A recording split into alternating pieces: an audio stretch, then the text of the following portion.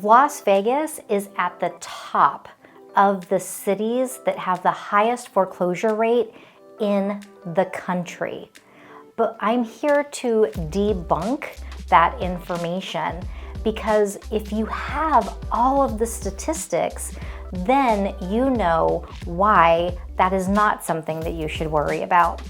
And stay to the end of this video, because if you have your parents living with you or your adult children living with you, I have a program that could help you get them out of your house. The word foreclosure right now really is a buzzword that the news media is just, flinging all over the place to get people in an uproar. And it's really unfair, because especially in Las Vegas, what we went through during the Great Recession, some of us really do have PTSD from our houses being so far underwater that people who had paid every single bill for their entire lives found themselves having to face either a short sale or a foreclosure. So here are the facts. There are 82% of properties right now who have a mortgage that are under a 5% interest rate, which is part of the reason why we're not seeing a lot of homes go on the market right now. Because if you have under a 5% interest rate, chances are you're going to hold on to that property so that you're not paying higher interest. The other interesting thing is there are almost 40% of homes nationally that have no mortgage. These homes are owned free and clear. So almost 40% of people cannot go into a foreclosure status because they have no mortgage. The other interesting statistic is that over 68% of homes have over 50% equity. So previous foreclosures were due to the fact that the home prices dropped significantly and there was no equity to be had. Right now, because there is such a high amount of equity in the United States on homes, foreclosure is not even going to come close to happening how it did back in the Great Recession. Now, are there still foreclosures going on today? There are. That has always been the case. People are going to lose their jobs. People are going to come upon hard times. There are going to be reasons that they do not make their mortgage payment, and foreclosures may happen. But just because you hear that scare tactic on the news doesn't mean that that actually lives in reality. So keep in touch with me for accurate data that you can use to make the decisions that you need to for you and your family moving forward. The amount of inventory that we have for homes right now in the Las Vegas Valley is about 2 months worth, making it still a seller's market. So once we get to 3 months and up, we're at a balanced market. About 6 months of inventory, we are at a buyer's market. We have a long way to go before we hit that buyer market territory, but don't be discouraged. The sellers who are selling right now are selling with a purpose. They either are moving jobs, which are taking them out of Las Vegas. They have a family issue. Either the kids are out of the house, the baby was just born, the parents are moving in. Whatever those situations are, they are in a position where they need to sell. So because they need to sell, you still could get some closing cost credit. Maybe if those homes have been on the market for a little while, you could get a reduction, maybe a small one, in the purchase price. So just because it's a seller's market doesn't mean that there isn't room for buyers to negotiate. The other thing that is super interesting is that appreciation is coming back to a normal increase. So what that means is that in the last few years, especially those pandemic years, we saw double-digit appreciation, normal appreciation for the Las Vegas Valley, and this is a conservative normal.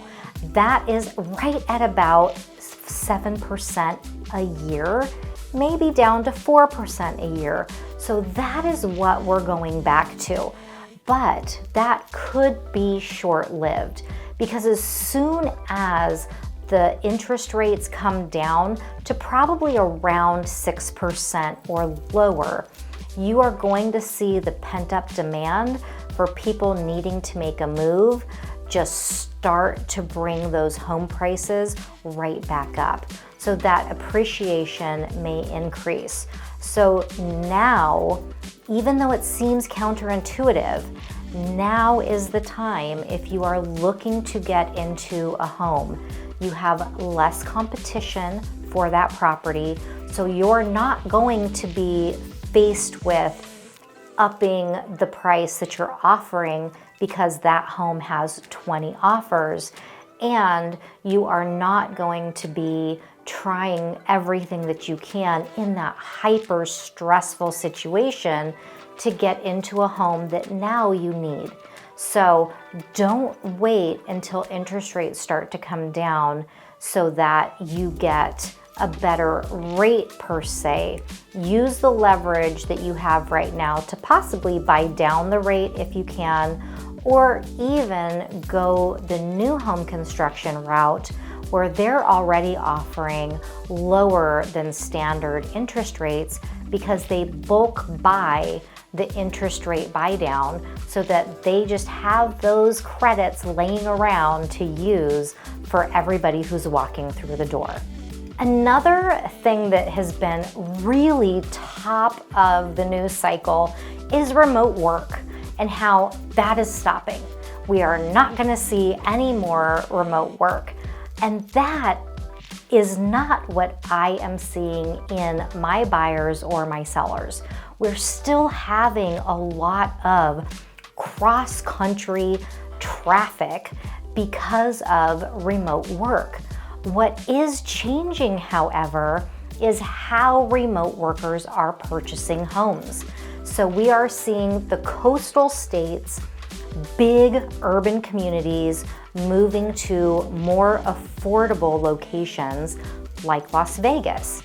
But the remote workers, where probably right in the height of the pandemic, they needed an office space, a designated office space where they could close the doors and shut themselves off from the rest of the house.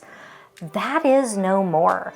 While yes, an office space is still nice, they're still looking for them, that outdoor space, especially living in Las Vegas where we have 300 plus days of sunshine, they are looking to be outside. They are looking for that ambiance of sitting out by the pool, maybe under the covered patio, sipping their coffee outside while the weather is beautiful and gorgeous, and getting work done in the sunshine. And who can blame them when we have such great weather here? So even though your indoor space may just be spot on, super attractive, everybody wants to buy your house, make sure that you pay attention to your outdoor space. Maybe you have a front porch where you can put a chair and people can walk on by and they can take notice of all of their neighbors and what's happening around the neighborhood.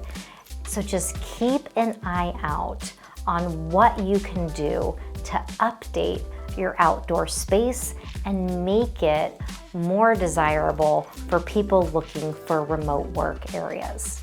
If you are getting ready to apply for a mortgage and you have student loans, keep in mind that that repayment cycle just began again. And those student loans are going to play into what your affordability is. So make sure that you keep that in the forefront, that those student loan payments are going to be starting again. And as far as loans are concerned, did you know that there is a loan called a Family Opportunity Loan? And what this loan does is it allows you to purchase a home for, say, your mom or your dad or your child who is maybe in another state going to school. And instead of paying for a dorm, you want to purchase a home so that 4 years down the line, you can turn around and you can sell that property and get equity. Well, this Family Opportunity Loan allows you to do that. And it's a little bit easier than some of the other loan types that you can get. So same thing, if your parents maybe want to be close to you, so they are not in a position to buy for whatever reason, and you want them close to you because they're getting older, but they're not yet at the stage of their life where they might need extra care or extra help. You can actually purchase a home for them that later on down the line, when you might need those funds for a more extensive type of care facility, you can then sell that home, get those funds, and use them specifically for that. I hope all this information has been helpful. It is my goal to help you implement a strategy that is going to help you and your family get to the next level of your wealth building journey through real estate.